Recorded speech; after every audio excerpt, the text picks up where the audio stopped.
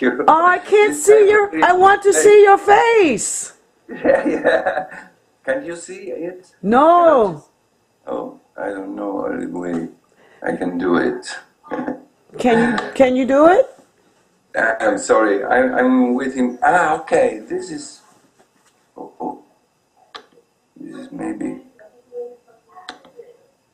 I see you doing something there. Il video è disattivato. Take your time. Come faccio a attivare il video? È disattivato.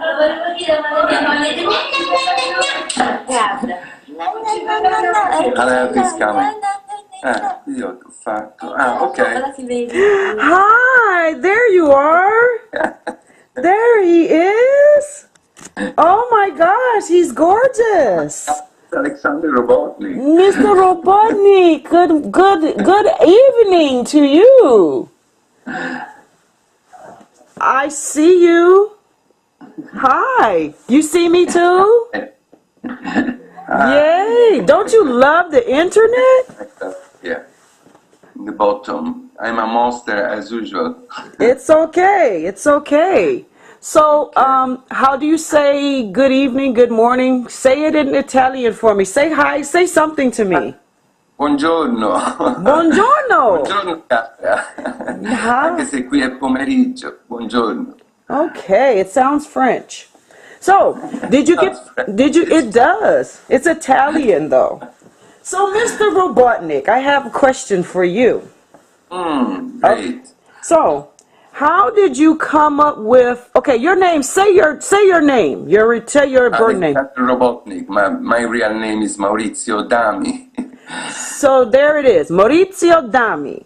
Dami, yeah. Maurizio Dami. Can you tell? So why you call yourself Alexander Robotnick?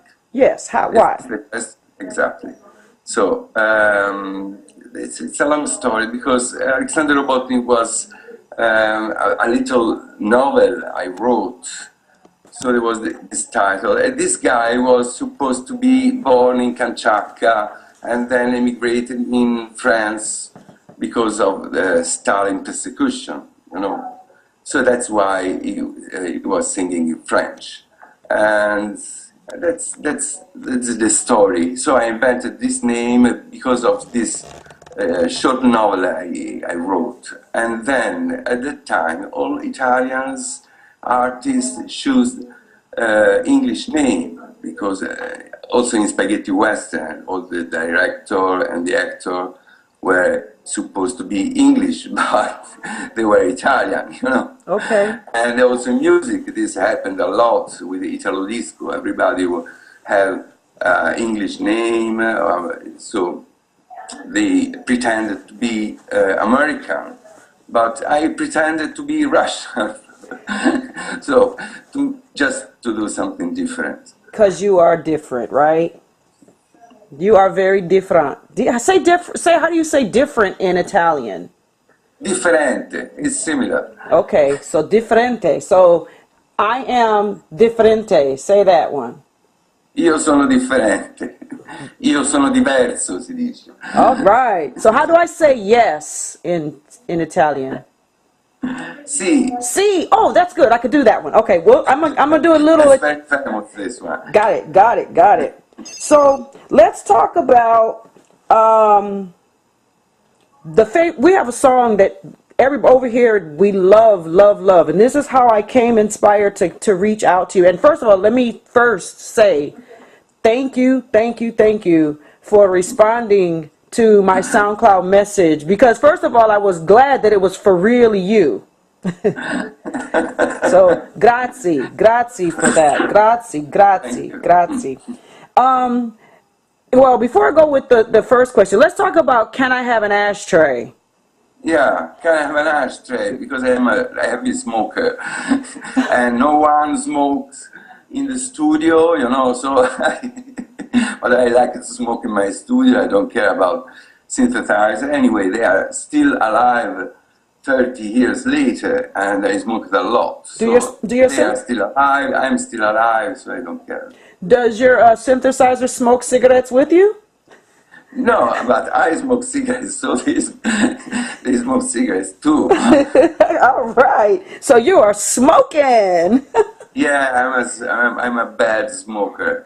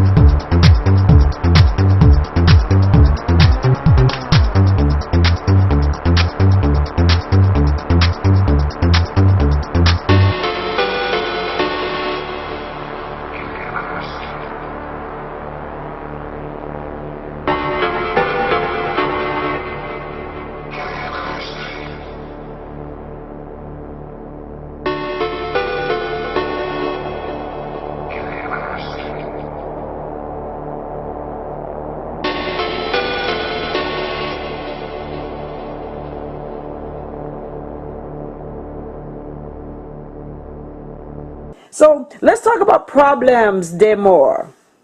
Problèmes d'amour. Yes. Yeah, problème d'amour. Problème d'amour. Thank you for correcting me on that. How did you come up with that? What was the inspiration behind Problème d'amour? Okay. Tonton Club, it was BBC, this stuff. This I had in my brain. And then the story was, first I invented the story. The story was a robot who fallen in love for a girl, but he's afraid she can understand he's a robot. So he's not sure the hand have the right temperature, you know, or when he sleep, he doesn't snore, you know. Okay. And this is his pain for love, you know. So problème d'amour is that. Then the music At that time, I was listening a lot of English pop and new wave. So my taste was to listen to Joy Division and New Order, this stuff. And my first project, Italian project, was Avida, and it was a kind of dance cabaret. With the music was very dark and in style of new wave, but the lyrics were totally nonsense, you know. So this music, I liked that, and people appreciated that, but there were no way to make some money with that music, you know. So I met a friend of mine, it was Giampiero Di Gazzi from Fast Records, and he told me, if you put just a bass drum in 4 and you sell 10,000 copies, this is disco music, the money is there. So I went home and I started to work on disco music because I need money, you know. Right. And what I produced was Problème d'amour, that is disco music at all, you know, it's not. And it didn't match the disco music of that time, you know. And so why he was not taking great consideration at first, especially in Italy, just in Naples, because in Naples has a big taste of music, they appreciated that track. And then after a while, some friend of mine coming back from UK or USA, he told me, I saw your record in a record shop, or I listened to your track in a club, but at that time it was very provincial, no English at all. I was used to go just to India. Wow. So I didn't care. And after a while I was also bored by that project. So I turned on different stuff, you know. But after 2000, when I was connected on internet, one day I tried to digit Alexander Robotnick on Alta Vista. There was a search engine at that time, and I got 30,000 results. I can't remember, but something impressive. So it was a very bad period for me because I was making world music during the 90s. But at the end of that period, that music was not in fashion anymore. So I needed money. I was 50, you know, was no job, and that's why I thought, okay, maybe I can go back to Alexander Robotnick. And someone sent me an email, do you still DJing? Never DJ in my life. I answered, yes, I'm still DJing. And I started DJing in France in 2003. On 6th of June, it was my birthday. Hey, I'm June the 7th. My birthday's June 7th. All right, we're gonna have a party. Oh, that's my day. Sorry, I didn't mean to cut you off. Okay, it started everything. Now is how long is 12 years? I'm DJing, and that's a very long time. Okay. So now, so you do know that? Do you even know that that record is still that it still has a strong impact today? Do you know? Do you understand that? Yeah, now I understand it. For a long period, I couldn't listen to that, honestly, because to me it was not professional, or I didn't like the sound, especially during the 90s, you know. Okay. And the groove also was not working much for me. Okay. But then in 2000, I listened to that track again, and suddenly I thought, oh, wow, this is very good. And I still play it. Okay, so when you made it... I still sing it, I still have fun to sing it. So now I'm more proud of this track than the period I made it. That is amazing. So a track that you made, you really didn't quite like it, but you put it out anyway, and it became a very famous, I mean, your name is known with that track, you know that. Yeah, it's very linked to that track. Sometimes it's kind of prison, but I'm very advantaged on this stuff.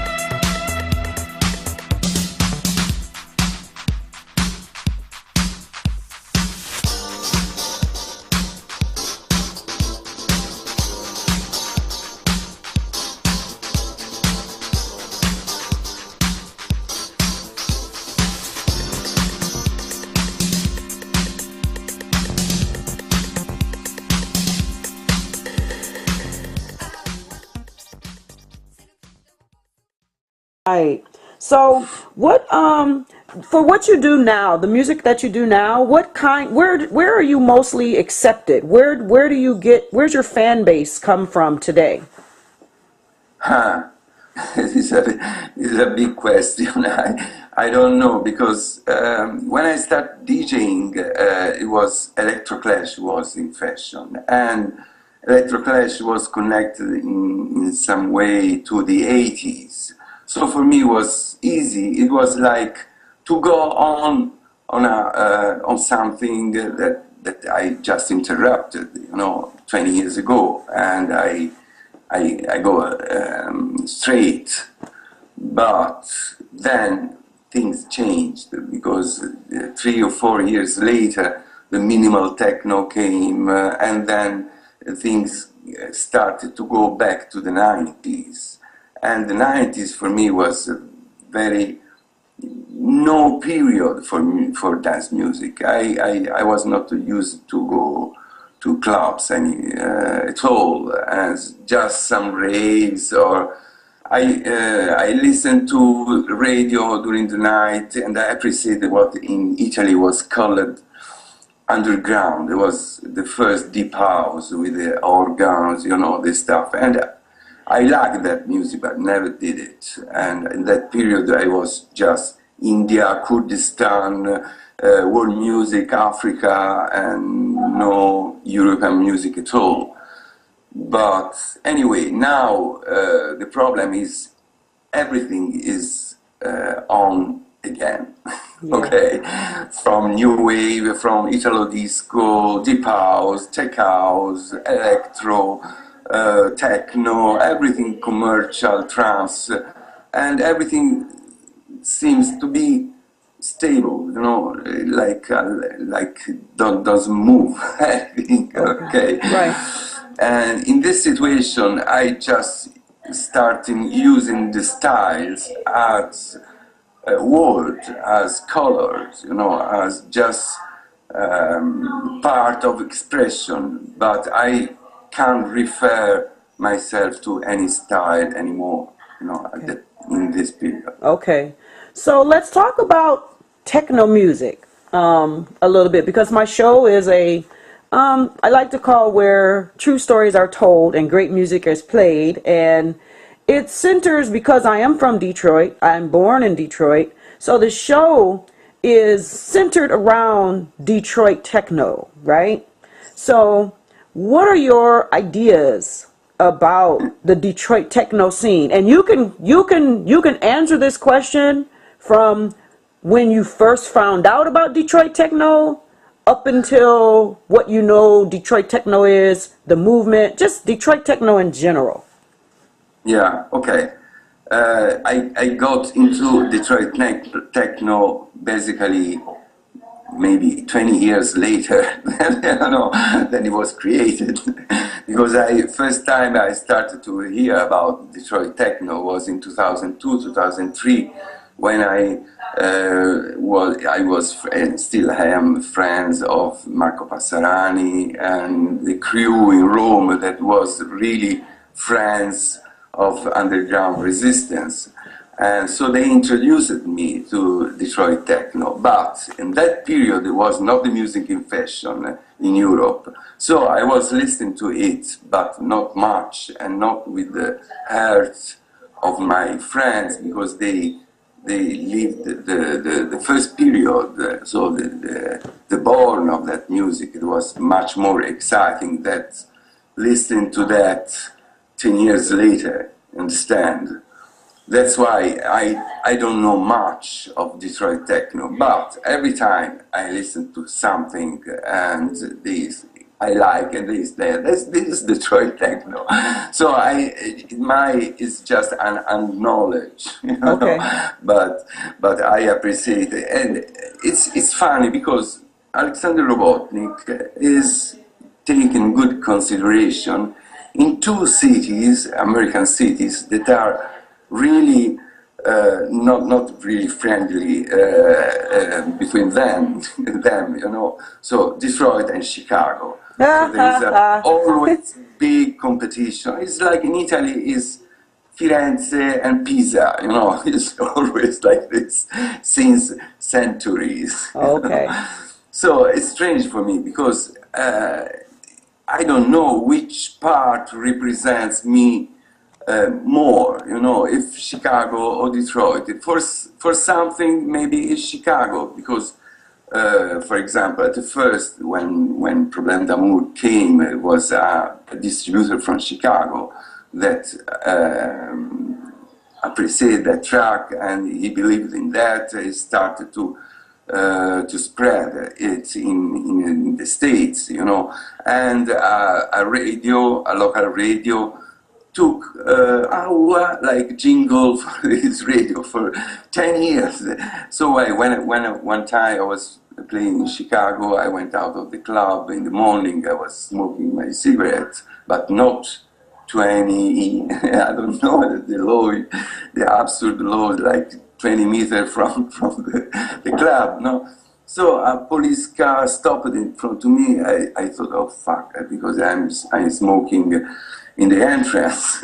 And he went out with a poster, and he asked to sign the poster, you know. Oh, wow. It was a poster robot. And then 10 minutes later, he came back with another poster. This is my colleague, he want you sign the poster for him, you know. Wow. So this is funny, you know. In Detroit, when I played at the festival, yes, it was like 2004, 2005, I can't remember well.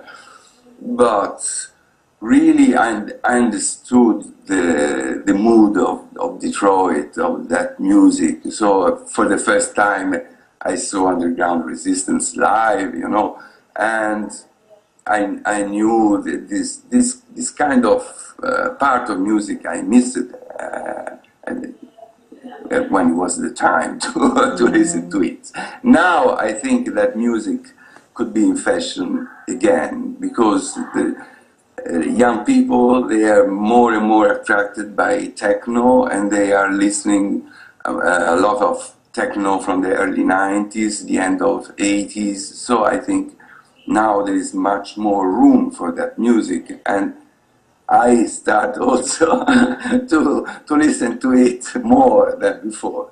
Okay. That's all I can say about Detroit. Well, I really truly appreciate you. I want to say something else. Yes. About Detroit. Okay. I went there for the festival. The atmosphere on the festival was good, but in the city was not very good. There was kind of depression around and a lot of beggars, and so the mood was not fantastic. But this year I went there just last month, and I had a totally different impression. A lot of, I don't know, I love that new city for the architecture first, because the Tower of Detroit are the best in the world. And it's very a pity if someone is not well in well conditions, you know. But I think so for the first time I saw a clean downtown. These towers in the sky was fantastic, and nice people around. So completely different mood. So congratulations, because I think your city is getting up again. Yes, we are, and I appreciate you saying such wonderful things about our city. And one more thing, what is Mr. Alexander Robotnick working on now? What are some of your new projects? What are you doing now? Yeah, okay.